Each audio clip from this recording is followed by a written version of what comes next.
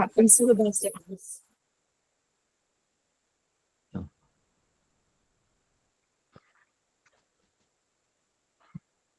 So Angel, where are we? We were waiting for you. So You're waiting for me this whole time? Yeah, just about to get started. Guys don't need me all the time. So anyway, good morning. Sorry about that. I apologize.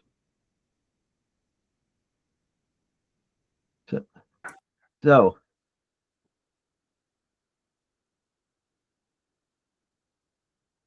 I guess what we'll be looking at today is our particular list of things that we put into the report, that the interim report draft, right? Okay.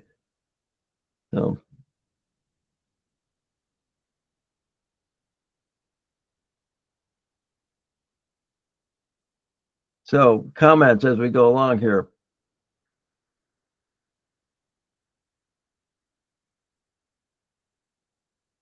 I presume everybody got a copy of it yesterday.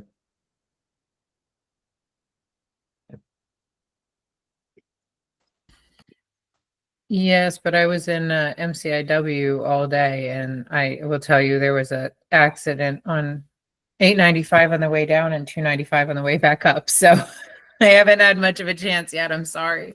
Okay, we'll take a few minutes and look at things here. And these are all things we've compiled from comments that we've been looking at for a while now.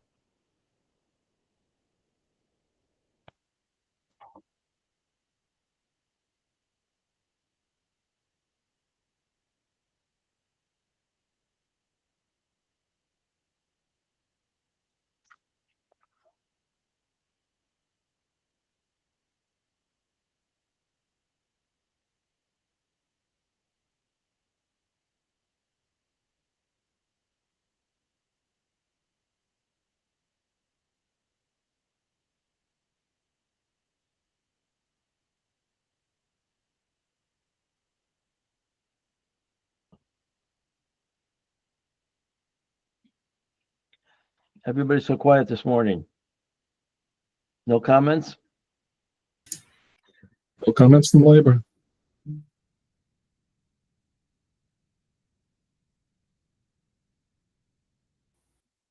I think I might like highlight with the institutional closures. One of the things that didn't make it in that I think was particularly important was the institutions that are doing it really well. And that those might serve as a model for some of these other ones. Because, and I always like to say like who's doing it well as in addition to who's doing it poorly. Is that, Let me go to my original, like the full, the who's doing it well. For example, MCIW, MCIJ, and JCI had these high functioning programs with, you know, these lower closure rates. And so it's kind of important, I mean, to highlight them both because yes, somebody is doing it well, but also because like they could serve as a model. Like, why are they doing it so well? What's different at JCI and MCIJ that JCI took this horrible impact of having like a month-long shutdown and still managed to have this fabulously low closure rate, whereas these other institutions are really suffering. yeah, wait, yeah, you put that in your lengthy comment. So we try to abbreviate just to get the core of things. So we can put that in there. Yeah, I like to say like a positive, you know what I mean? Like who's doing it great? Like, yeah, because why can they do it when there's so shortage of officers in other places, and et cetera, you know, whatever. Okay, that's fine.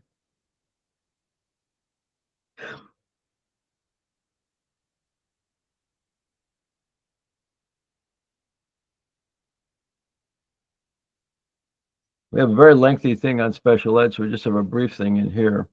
That did Angie, well, you understand we're going to put all the comments you gave, like Ann, you wrote your stuff up.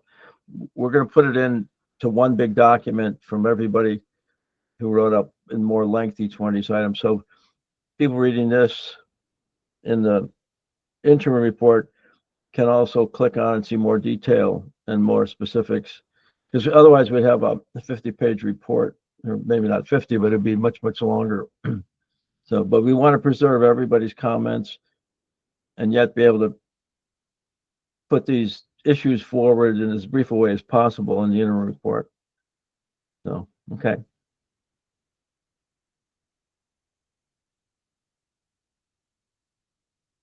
I must say that each one of the groups did a lot of work on these issues. I mean, it's just a lot of information. I still have some concerns about the incentives piece, because the way that this is written, it's saying higher education programs do not earn JRA monthly credits. Well, there's a reason for that. Those are all volunteer programs. Mm-hmm. So they wouldn't, that's not their primary job assignment. Right. So you can't earn credits for something you're doing on a voluntary basis if it's not your actual job assignment. Well, They earn the credit after they take and they get diminution credits, and once they pass and get their degree. Now, if it is starting in the fall, some of the full-time programs where they can do it as a job assignment will be JRA eligible. right. But if it is a part-time under 6 credit or less program they're taking in the evening, they're working MCE during the day, they're not going to get credit for that college program. Right. And clerks are not teaching. They're not in there. All they're doing is sitting on a computer entering data. So that they're also not the JRA eligible jobs. So, you know, that's why I'm having some issue with the way the way it's written.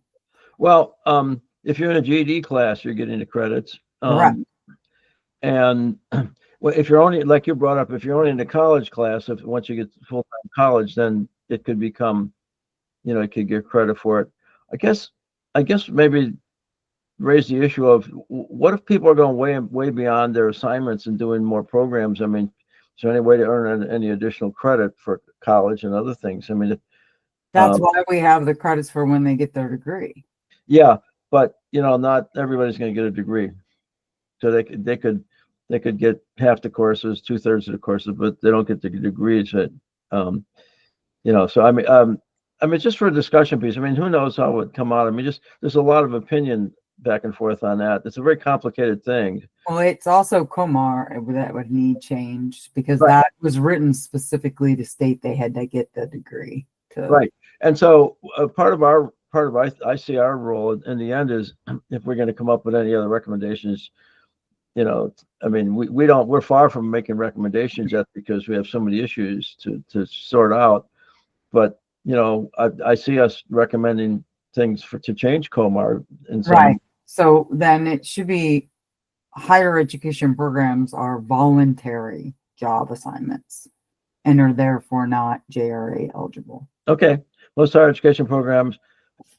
It's not most, it's all of them. They're Well, all right now. So let's Georgetown. start right now. Georgetown is higher Georgetown still, they currently are still not JRA eligible. They are still technically under a special job credit thing that they get special credit Ooh. things. But So they only get the 10. I didn't know that. Oh, yes, because they are still not considered an actual job assignment. Yeah. It is just under education, just like labor stuff is. So, yeah. And that would be a discussion point. Maybe there's some way to make sure that everybody gets some kind of credit. And I mean, short of, They would have to do it as an actual job assignment, and if they go full time, well, that's what it's currently. I mean, there could be some recommendations for. so that's what I mean. In the fall, when colleges have the opportunity to go full time, it also has to do with the amount of how much they're enrolled, how much Pell they are getting, how many credits they're taking. We can't just say we're going to make this a full-time job assignment, but they're only going to class 2 hours a day. Like that, you know what I mean? Like, so there are stipulations that we have Right. to go with federal law and stuff like that. So currently they are voluntary part-time job assignments, but come the fall, that if those that are full-time, like for instance, Georgetown will then start going because they'll start going for longer times during the day. Goucher, they will be going full-time, so they will be doing full-time during the day. Right, I understand. They'll have the opportunity to get those. They will then have the opportunity to get the JRA credits at that time. I understand that. I think I understand that. I'm just saying, what if somebody's, would there be a discussion, would it be a worthwhile discussion for people who, I mean, people going full-time, let's say, okay, we get in the fall, people are going full-time, and so they're getting some credit then if they're, because it's a full-time program. And they'll get the JRA then. And then if they get a, then they don't get their AA or whatever, or they don't get their BA, there's not enough time. But if you were to get that, then you'd get more time off. I just think people ought to discuss that, you know. Is there any incentive for That's people? why they're getting, but see, that's why they're getting the JRA. Let me finish. If people know they're not going to be able to get an AA degree because they're not going to have enough time, you know, they're going to have a year, so they can get the coursework and all that. I mean, they might not want to go to school since they don't think they can finish. We don't put anybody in who's not going to finish. I'm just putting on. I'm not arguing for or against it. I'm saying. No, I'm not saying you are. I'm just telling you the rules. Like we don't put anybody in. I understand the rules now. I understand the rules. I'm just saying we might want to recommend some changes to the rules for certain circumstances for programs. So I just, you know, leaving that statement in there that they're part-time assignments and they're not eligible for JR credits. I mean, that's fine. So we're going to discuss that a lot more. I don't think we should take anything out right now. I just mean it needed to be that wording needed to be changed because that was not correct with the way it stands right now. Well, okay, we did though. Is that? Yeah. No, but then my other thing is that nobody's ever put into a program who is not going to have enough time to finish it while incarcerated. That is not the way we do it. If it is an AA degree, we don't have AA degrees. We have certificates. Those are 18 months. You have to have at least 24 months of being inside mandatory before mandatory release. So meaning you don't have the diminution credits to be able to get out prior to you actually earning that degree. Same thing with the BA degrees. They are not getting out. Very few get out without earning it while incarcerated. We get some that do only because they might get paroled early or whatever. But the majority of them, we do not put them in the program. So you can't enroll in college if you're going to get out in a couple of years. You can't enroll in college for a BA degree. Not if you're getting out in a year. No. So nobody can go to college. They can go to college. We got other programs that they can, and then they can do steps up. They can get out. Then they can go to a different program, transfer those credits into something else. But we want to make sure that the people have the opportunity and the time in to get the degree, have that opportunity to get it, and not people who are just getting released in a year. Then that's why we have the certificate programs for them. And then once they get out, they can always roll that certificate program into a bachelor's degree on the outside. I guess I need to know, and maybe a separate discussion, but I guess I need to understand more about how you're set up for, it'd be a good discussion to have one day, how you're set up currently for people to get in and into certificate programs versus the BA program or the AA program or whatever. And we can have that discussion. That's why I was trying to make that distinction that we're not putting people in. Yeah. Okay. Well, it'd be good to understand that better, right? Because obviously I don't understand it very well. I'm not sure if anybody else does completely either at this point. And then since the colleges are growing, at least we're proposing to have more numbers now. Yep. And that's why we have like certificates, we'll have AAs and BAs so that everybody who has those time in and has enough time on their sentence has the opportunity to go and to any of those different programs. Okay. All right. So is this wording more accurate? And I also had a question on the problem statement. I think I don't understand the difference between different credits. And so I don't know if the statement was written correctly. So if anybody has any feedback about how to make that statement written in a correct way, I'm happy to hear it. Well, and post GED, we also have the occupational training programs. They all also get JRA and the diminishing credits and everything like that. So I don't think that there's so many things happening in education after the GED in which they can get credits, that to say that they're just not completing the GED because they don't want to give up the credits. I think John could probably say that is not what's happening in our classes. They are not just not finishing the GED because they just want to stay there. And then if we find that happening, which it's very few that do, where someone is sitting there and purposely failing the GED to do that, they're out, because we need that spot for someone else who actually wants to earn their degree. They earn their GED. So yeah, and for I think the only ones that sit are the ones that are mandatory yeah, to sit. So other than that, I don't think people hang out that I know of. no.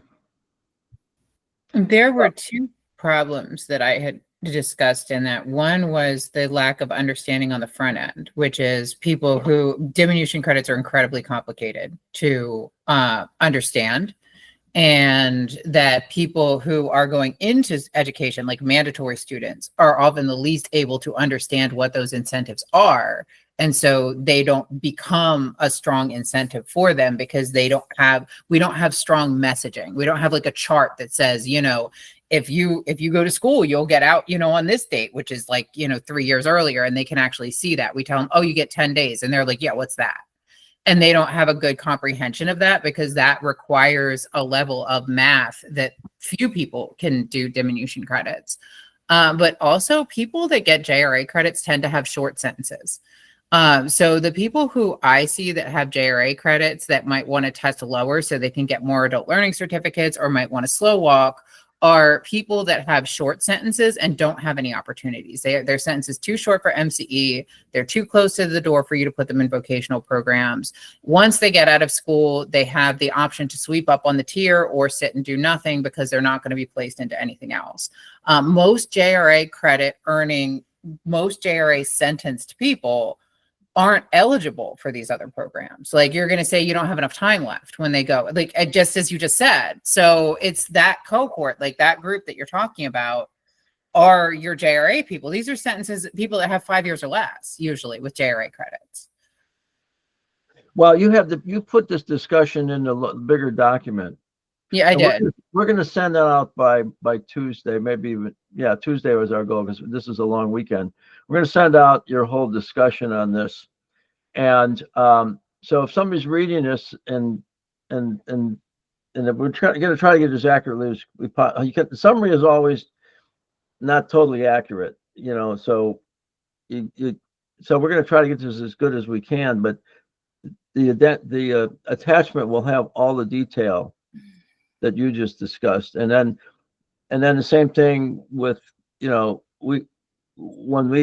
we go forward here, you might want to add something about the college thing you were just talking about, Danielle, and maybe, if you haven't put that in there already, maybe we should attach some discussion and put some of the discussion in the attachment that goes along with the report so people understand better what the college is, for example, and how it works in terms of credits and all that. And so and I think the bigger issue here is if the issue is that they need to understand more how the diminution credits work and how education will support that or whatever. I don't think that this is saying that. If it is, hey, case management needs to do a better job of sitting down and talking to them about the difference in diminution credits and all this other stuff, then that's the issue. Not saying that it's an issue with education. I feel like this is blaming education for something that isn't an education issue. If it's a diminution credit issue, then that's where the blame should be set, is that our diminution credit system needs to be looked at to see if there is any sort of things that we could do better with either messaging or that might, possibly have people not want to be in education. But I feel the way that this is making it sound is that, it's education is it fault? I don't know. I guess maybe I'm seeing it differently, but I feel like if I that's, think so. yeah, My complaint was the lack of programming, the lack of jobs, the lack of possibility at all within DPSCS anywhere, not just education. yeah. It And so that's earns not just 20 education days. though. Yeah. That's why that was the first line Yeah. was there is a lack of alternative programming to continue earning. And so a alternative assignment would have been a better word there. Alternative assignments, alternative job assignments is actually what I meant by that. So that's like you can't earn 20 credits anywhere. But my first paragraph was a different issue. So there's like two issues. And that I think the first issue that I put first, probably because it was the primary issue, was diminution credit calculation, and the statutory factors are complex in mathematical calculations, and there's no plain English training broadly available to individuals upon intake to help them understand. So that was like issue one, and then the other one was issue two. It might make sense to ride issue one out front because issue two is, but issue one is an easily fixed issue that you could do with a one pager. It could help you make the one pager. Correct. So I'm thinking that this is not so much of a, let's say the issue is the de-incentivizing GED completion. The issue is that, hey, we don't have enough job assignments that are available and enough or support for IIs to understand even what the diminution credits are, right? Instead of saying that this is something on education itself. Yeah, so that makes more sense. Yeah, and that's really what I meant. And I think that didn't maybe I used a wrong word or something, but also because that whole first section was left out, it didn't one flowed into the other. And the real point was people don't understand this. And by the time they do understand this, the only thing they know is I'm earning 20 days. Now I know what that means. And once I get out of this place, I'm not going to earn 20 days anymore because there's no jobs. So it's really putting people in a situation where they are not able to make good choices. Right. So basically if they're mandatory and JRA, they're earning those 20 credits a month. And so then if there's not enough other job assignments post GED completion that they want to go into that are also JRA eligible, that might then cause them to not want to actually possibly complete that GED and move into other different job assignments. So we need to do a closer look at what our job assignments are, what could be considered JRA, and also help to them to understand then diminution credits broadly, right? That's the issue. That's it in a nutshell. That is exactly what I was talking about. Yep. Okay. Probably the whole currently now can probably be taken out. We could just. By the way, I don't think all these things blame education. We're raising issues, and issues can be, there can be a problem. For example, we could bring up a problem where people are not getting jobs after release. Well, that's not necessarily education's problem because education ends at the door, and the parole probation is supposed to pick that up. We have some transition things, we have some navigators and things that help them. But so we're coming up with issues that some of which are beyond our control. Correctional officer shortages.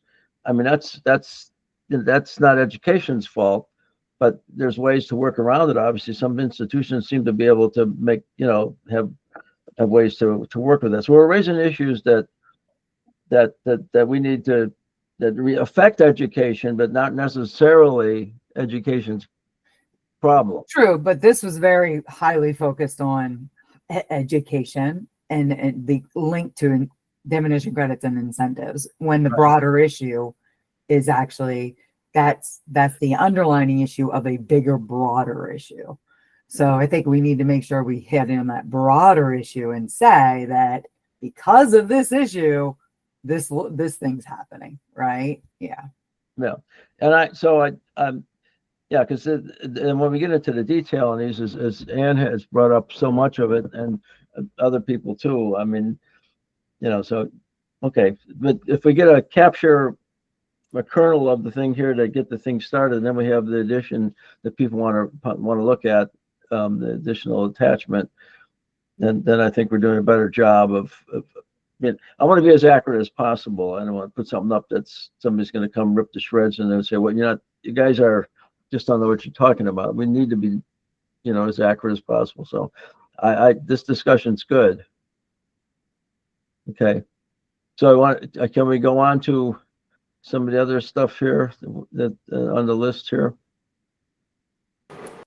Yeah, and I also just wanted to give you a little context about why I chose this paragraph instead of the first paragraph. I wanted to have this reflect issues that we had brought up beforehand in the group, and I feel like the one about the education about incentives and how complicated incentives is a good issue that we should be discussing. It just hadn't been brought up in the group beforehand, and so I just wanted to make sure that this document kind of reflected things that we had already been discussing and talking about.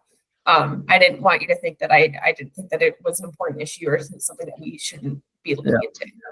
Yeah, Ainsley and I, you guys gave us so much great material. Ainsley and I went back and forth on putting this in and taking that out and summarized it this way. So we may have missed some of the things here or whatever, but we're trying to capture the core of what your guys are talking about.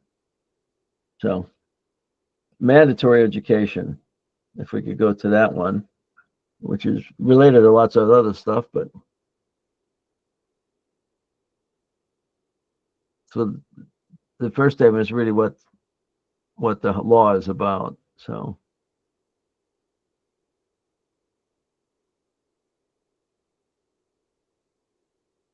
we came up with this calendar day thing because people in some institutions are missing so much school, although they're assigned, and they can fulfill their 220-day mandatory and not be in school very much, and that's it. And so as John brought up, where's the seat time that we need here? So I think this is something that we ought to recommend this really ought to be visited by a larger group of, and this, we can't solve this problem, but we certainly can raise the issue for possible legislative discussion, and with the Department of Corrections and everybody involved to see whether there needs to be some change in this thing. If it's not getting people through school, how can we change it? I mean, should we say that you should count that should be not calendar days, but actual days of attendance? I mean, that would be a discussion. I think it's a legitimate discussion.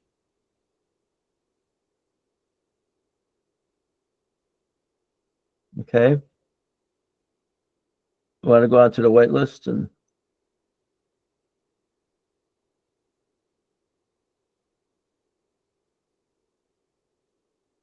we're going to talk about this issue. We're having a meeting on 29th, and everybody's going to be invited. We're going to have it so certain people doing the presentations and a few of us will be able to talk. And then at the end, we'll have a discussion where we'll open it up for everybody who's on the commission or who's in the stakeholders group. So we'll come up with more on that. We're going to find out how the wait lists are actually done, because we're going to talk to the person who's managing the database. So just wanted to add, so we're certainly going to have a meeting on how we keep track of how many people are on the wait list. But I think that we've had some conversation around the things that influence the wait list, such as, lengthy time and seat closures, XYZ. Right. So just in case you wanted to add some of the things that create a longer wait list, I think that's fair game. That's data that we have already. And certainly just the future conversations about how we know exactly how long those will help us manage the process better. But I think we got a pretty good handle on what's things that are making them longer than needed. Mm-hmm. Yeah, and I think that's good. So the detail in this thing is we're still working on it, and we're going to have something after the 29th when we talk at that meeting. Okay. School closures. We know that there's a problem and it varies tremendously. And so we try to capture, that some of them are closed a lot, they're like up to 80%, and some are much better off and doing much better jobs. So we have that in here. So, Stephen, I wanted to point out real quick, I've actually been working with DPSCS a little bit on my workforce development side to try to understand why they can't hire enough correctional officers. And at the end of the day, I'll just give you some rough numbers again. Don't quote me on the very specifics, but on average, correctional officers seem to get paid like up to $10,000 a year less than actual law enforcement in other counties around the state. And their signing bonuses. So after doing a little bit of research, again, even just with Google, their signing bonuses tend to be about half of what other law enforcement agencies offer their law enforcement around the state. So if you're a person that wants to do that, you would absolutely do law enforcement somewhere else before you would become a correctional officer. And I'd argue it's actually safer to be out in the streets than behind the bars. Just because of the ratio of the number of criminals to law enforcement at the end of the day. So it's more hazardous, it pays less, and has lower signing bonuses across the board.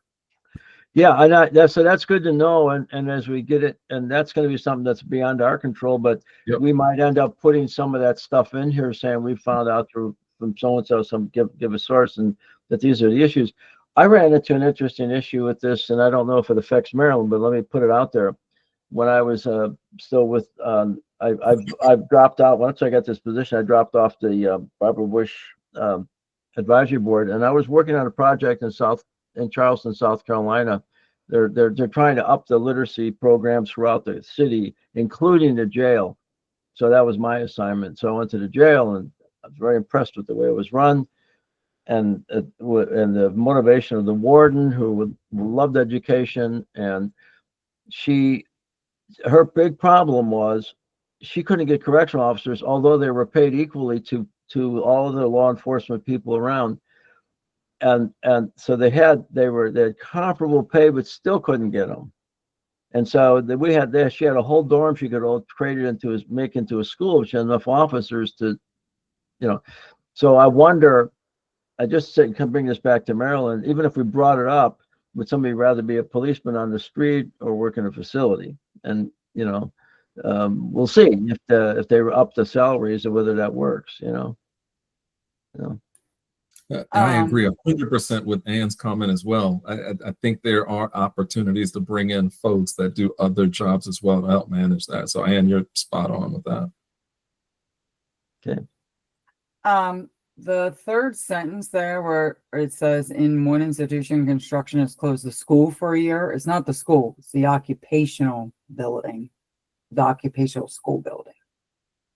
It's not the entire school. And they actually have gotten alternatives to get it figured out. So is the academic school still working well? Yeah, no, it's just one of the occupational buildings with the one shop. It's not even all the shops. It's just the one shop that's out in the other one area. So it's That one of the one's back up then. What? That was the explanation for why it had an abysmal closure rate. That was the explanation that I was given for why it had an abysmal closure rate. So then we're back to why does it have an abysmal closure rate? So that was ECI. Oh no, I'm talking about MCIH. MCIH doesn't have the school building closed for a year. So which Okay, now the bottom level, or no, I'm sorry. See, the bottom or the top of the school got shut down because we had to use for COVID stuff. We had an HVAC system that was put in, that sort of thing. But they were still doing school up in the top half of the building. Oh, I didn't say closed for a year. That's what I said in there. Okay, yeah, the language that I used was MCIH has a 2-year aggregate closure rate of 55.7%. However, it's an older institution and many closures have been due to construction projects. Okay, so that needs taken out then. Yeah, then that's just Was that accurate the way that I had it stated? So that they've had some, not total school closures, but where some of the classes have been closed because of that. Why don't we So we could put in, That's one of the schools, yeah.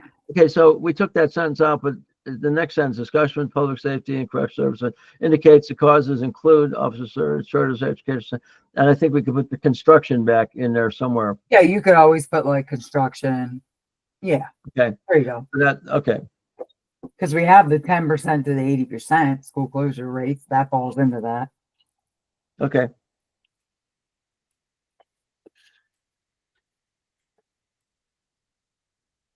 Okay. All right. Then, so the rest is okay. All right. So I assume it's okay. So let's go on to youth transferring from high school curriculum to a GED curriculum. I don't know, but high school, I guess we should have curriculum, but probably, why do we have curricula versus curriculum, Ainsley, in the title? How about just take the high school diploma to a GED diploma? Actually, It's all a high school diploma though. Like yeah, that's what I'm trying to sort out here. yeah. From a high school equivalency or a regular high school program. I don't know what the wording should be. Yeah, I think what I was trying to get across is I imagine that the work and the structure of the school is different when you're like going to high school versus trying to get your GED. So I don't know if I worded that correctly. Well, maybe just say high school program to a GED program. I mean, we know what we're trying to say here, just the wording is kind of difficult to do. Yeah, okay. Does that make sense? I mean, the point is youth come in and they no longer can pursue a regular high school diploma. They only can go into a GED program.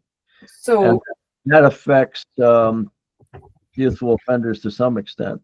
So that's but we don't have anybody under 18 in our custody. This says requiring school enrollment for under 18. Compulsory education laws do not affect us. They are all over 18. Yeah, so take that out. But people coming in who have been doing that, and now they come in and they can no longer they no longer can pursue a high school diploma like they were. Now they have to only have GED available. Those who are between 18 and 21 who come in who have some high school credit very rarely have enough high school credits to which, and also they're going to be in for many, many years. So it's not like they're not going to be able to go. And the majority of those who are 18 or 21, because they have been in high school, are able to pass a GED like that. I mean, it's not like it's very rarely do we have anybody who then goes in and they're starting at literacy level. I wish Alyssa were here to give us more on this. The issue she was talking about was the youth coming from, or I'm sorry, these aren't youth, the adults 18 and over coming from YDC, right? That we might have 2 or 3 a year that come from YDC that started Baltimore City Public Schools, might not have finished it while they were at the YDC, then they're turn 18, they are then in DOC custody, and then they have to take and go out to DOC.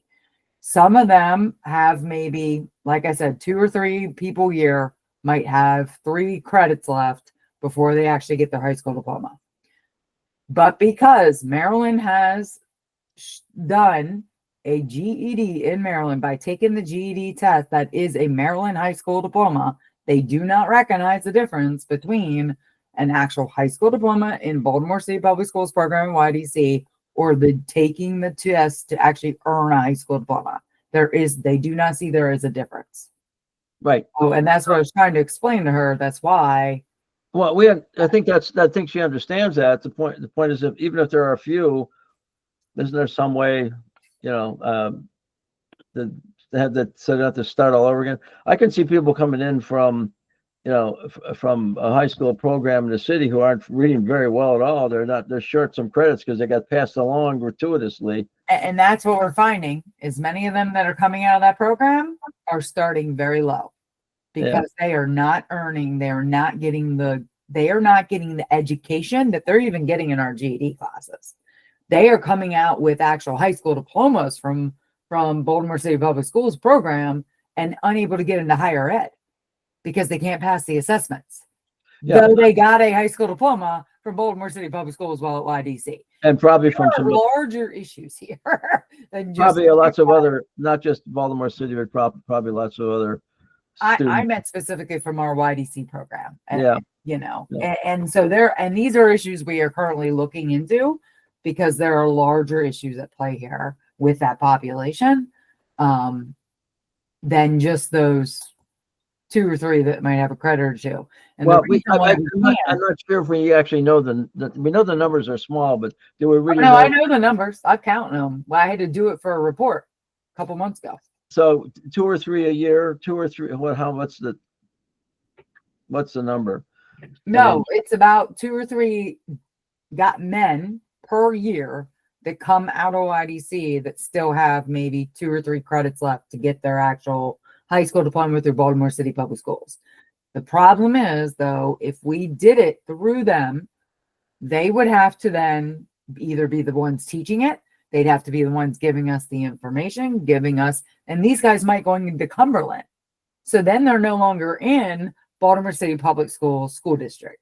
They are now in Allegheny County, right? So then we have to work with Allegheny County to get them enrolled into school there for those 2 credits, and then get them to send us packets or something for them to finish that high school diploma.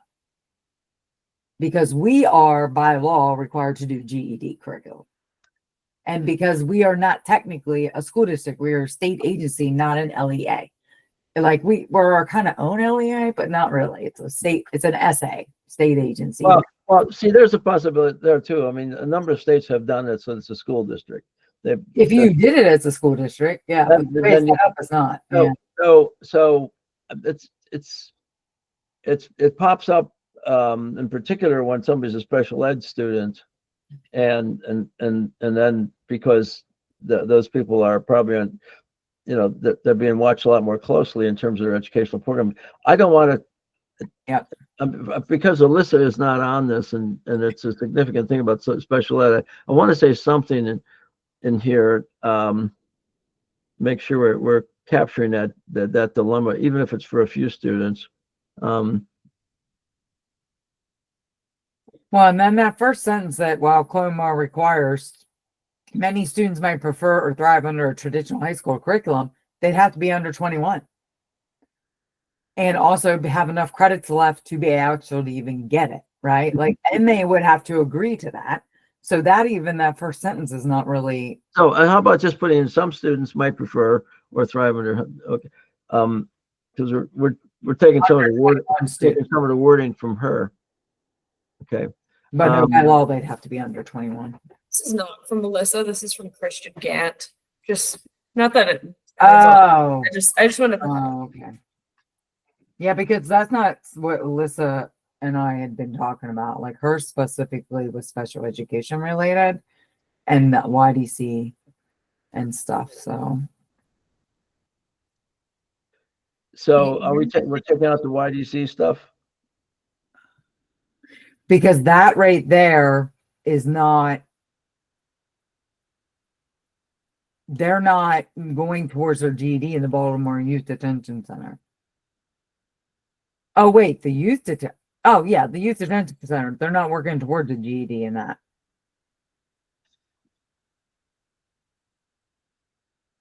And there's no compulsory education law when they come out to us. That's only when they're actually at YDC because they're under 18. So that sentence itself is not correct. Legally, it's incorrect. All right, let's see what we have here. And okay, not knowing what Alyssa might want to put, we're gonna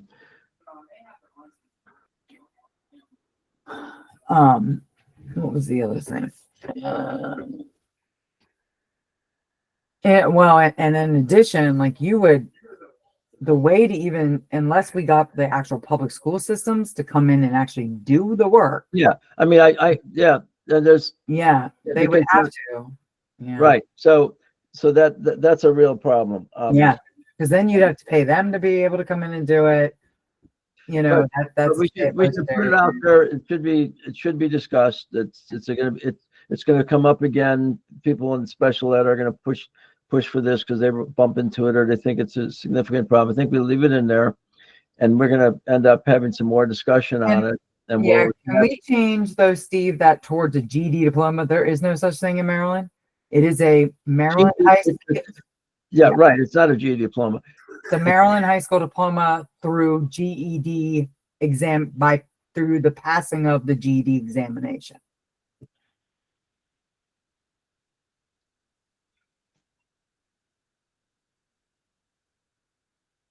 Okay. So now we got that. Okay. Yeah.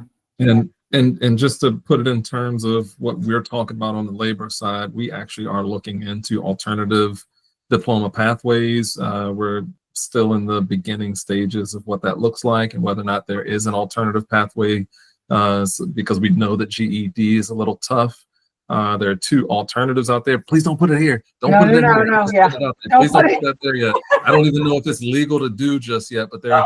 And because I run adult education, we have 3 different pathways: it's GED, National External Diploma Program, as well as adult high school. And the 2 latter are a little easier to get through than GED, and we're trying to figure out if either of those will work behind the fence. But like I said, we literally just started that conversation like a month ago and digging into it with the lawyers and all to see what's legal and what we can accomplish. I'm glad that's going on, because I was going to ask you, and you explained it, what's going on in the community, because I know there was the external high school program, the GED, and then the adult high school. There are adult high schools. So, yep.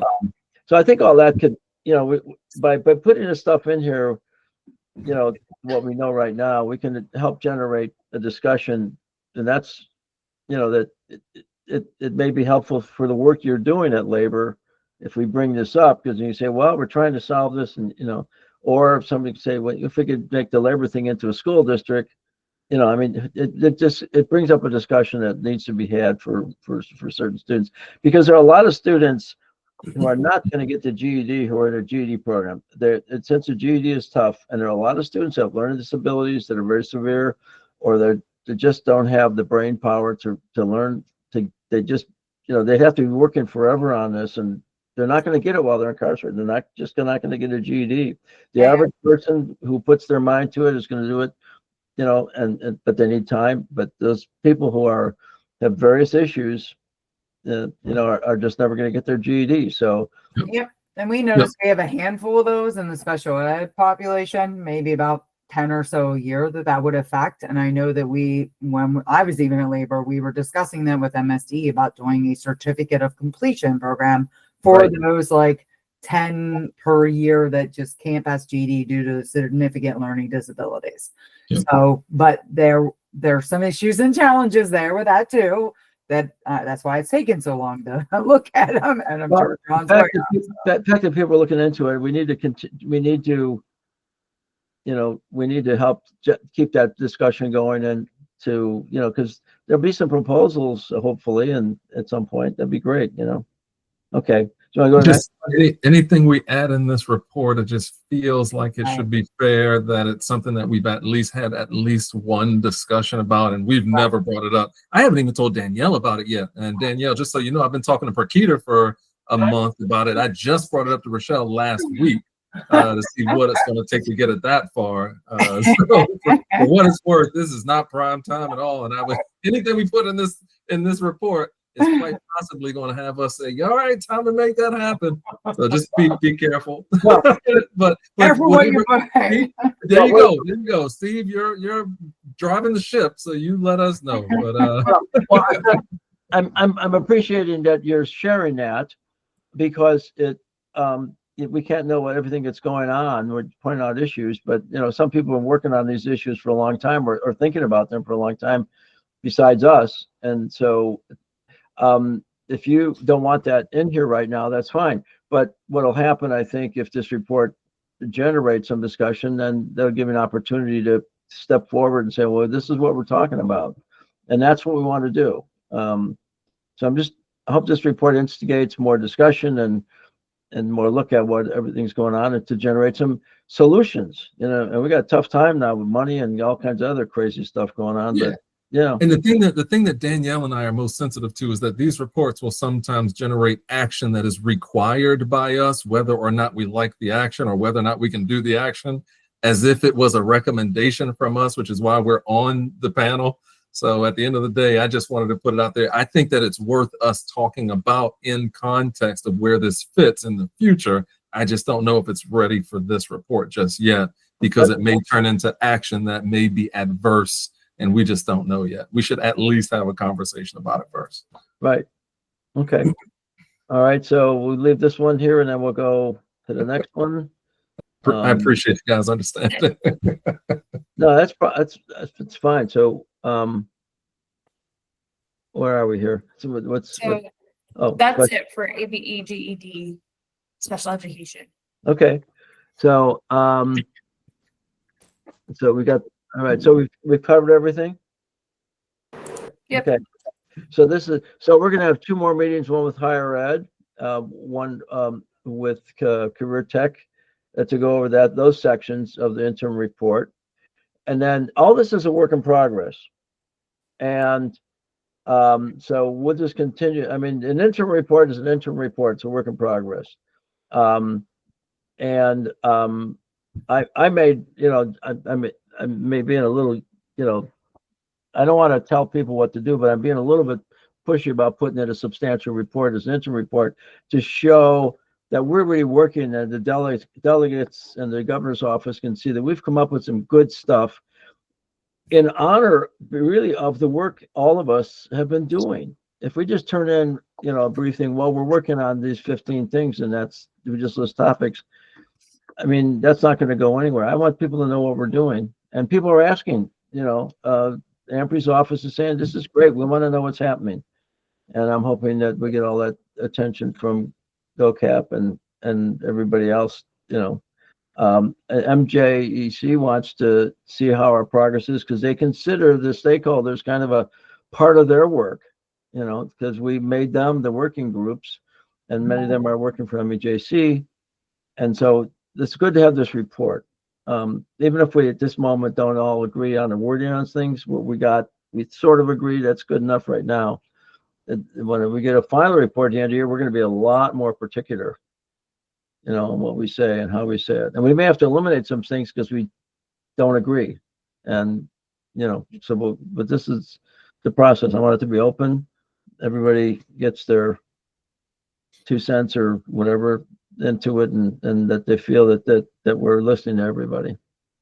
So, okay. So, do we have anything else we need to discuss today? I think that's got to appreciate everybody's participation, and Riley, I know who you're sitting in for. I'm sorry, go. Delegate Cheryl Pasture. Yes, and she's been working with Alyssa on this, on the special ed stuff. So I want to make sure that everything that the delegate wants to input in this is there too. So I'm really appreciate it. So tell the delegate we appreciate it. When she can't make it, she brings you in, and that's wonderful. That way of good support. So anything else for the good of, I hope everybody is planning wonderful things for the weekend, and that the weather is great wherever you're up to, and you get a chance to relax too, get away from things. So, okay, are we good then? Well, I want to commend again. Ainsley and I worked on this together. Ainsley does a lot of work on this stuff. She's really keeping it organized.